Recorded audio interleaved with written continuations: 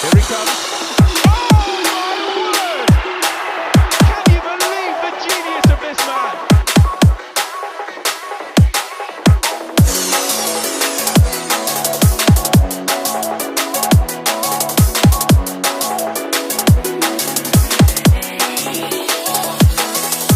What's up guys, Matt from the Football Boots team, and today, thanks to the king of knuckleballs power and precision, he's going to be teaching you and me how to master the knuckleball free kick made famous by CR7. Can his tips help us out? Let's find out. So the knuckleball free kick is one of the most advanced techniques when it comes to shooting, and if performed correctly it can have serious swerve and movement, making it a nightmare for goalkeepers. Gareth Bale, Cristiano Ronaldo and many other professionals have mastered the technique, but what makes it so special?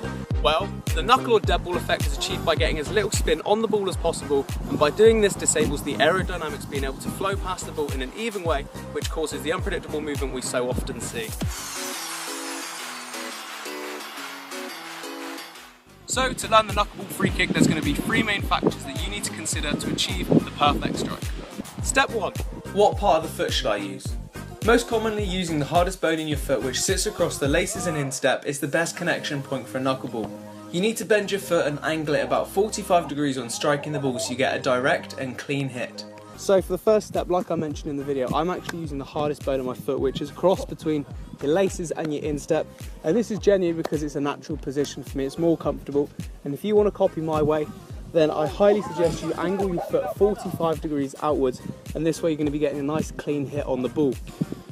But however, some of you might want to use a different technique. For example, Luke in Power and Precision, he's actually using the side of his foot. Now personally, I don't really think it matters about where you're kicking the ball, because it's more about the follow through and the contact area on the ball. So it's something that's comfortable for you, but if you do want to copy me and do my sort of technique, then it is going to be the hardest bone in your foot. For the benefit of this video, I will play a few more examples for you now so you can see in slow motion exactly where I'm connecting with my foot.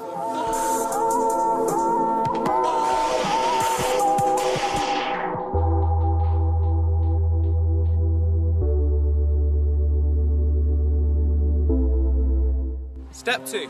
Where should I be striking the ball? You need to kick the ball dead centre or slightly below in order to achieve a knuckleball free kick. Failing to do so will result in a curve, topspin or backspin effect, which will ruin the knuckleball. For beginners, I suggest using the valve or a logo on the ball to mark this area out. This way when approaching the ball you know exactly where you need to try and kick.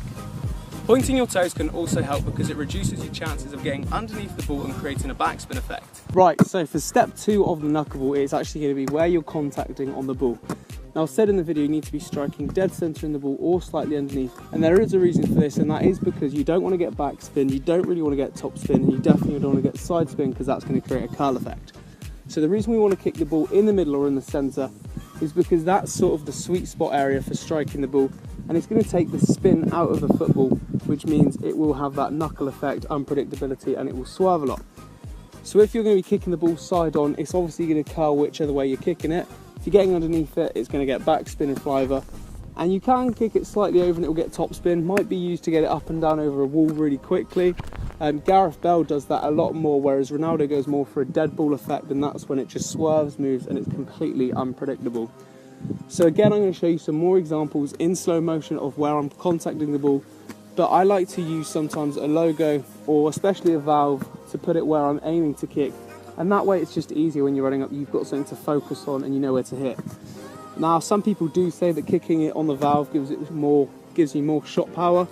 I don't necessarily think that's the case. I honestly just use it because it's a good way of aiming where to kick the ball. But there is a slight durability issue with that, is it does actually kick the valve in. In a couple of my footballs they have got damage because of that.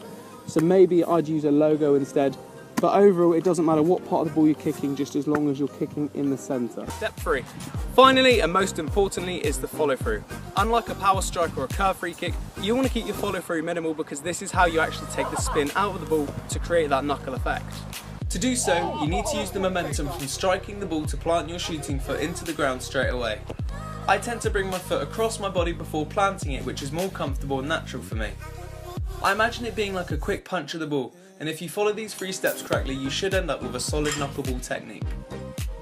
So I'm going to show you some more examples in slow motion from different angles, and honestly this step is the most important because this is what takes the spin out of the ball as well as kicking it in the right place.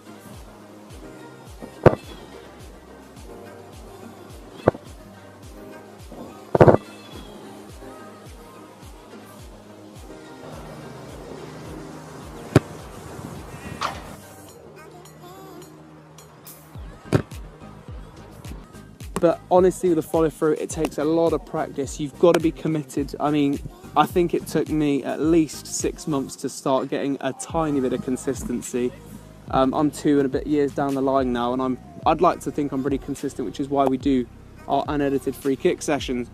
So honestly, the main thing you can do is just practice. You've got to be consistent. You've got to be committed to trying. And it can be quite difficult, especially if you're used to curving the ball or just shooting normally. It's really, really hard to get used to, but trust me, once you do, it's a lot easier and it will get better from there. But now it's time for the challenge. And we've got 5 of the best knuckleballers in the world going head to head. And once you've seen all of them, you guys get to vote who you think's the winner by voting in the poll card.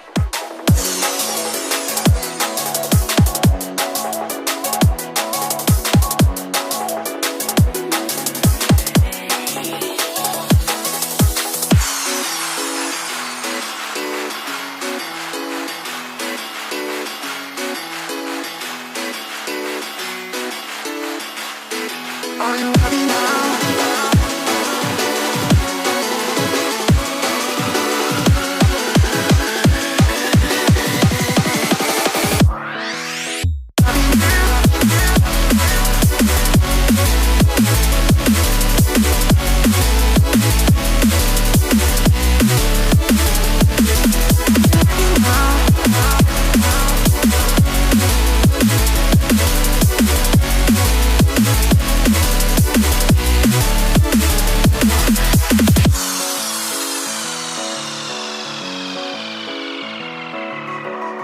So guys, there it is, Power and Precision's tips and tricks to improve your knuckleball technique.